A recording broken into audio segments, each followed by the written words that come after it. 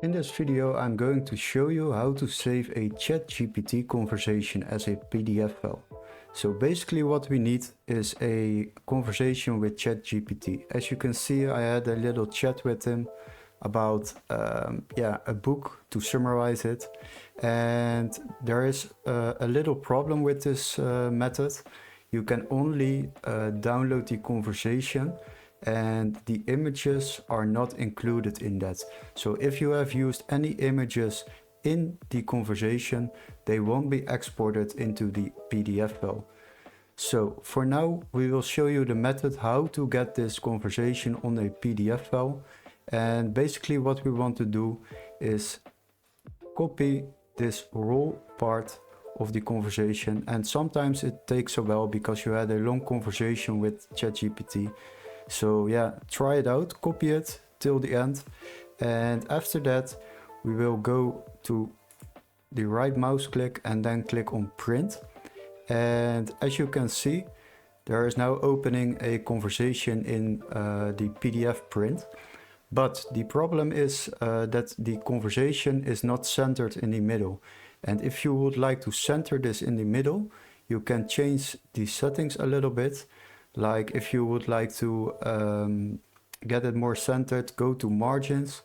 And what you can do is to minimize the margins. As you can see, it's still not really good visible. So then you just check out if this will help. Also not. So then we will customize it. And what you can do now is basically you can scale it a little bit. And if you descale it, as you can see, the text will be more and more visible. And now you can see that the text is already good visible in the PDF file. So if you want to change this up till you got the right result, definitely do that. Try something out to get a good result with it. And what you will do after this, then you will just save it as a PDF. So you will use the destination save as PDF.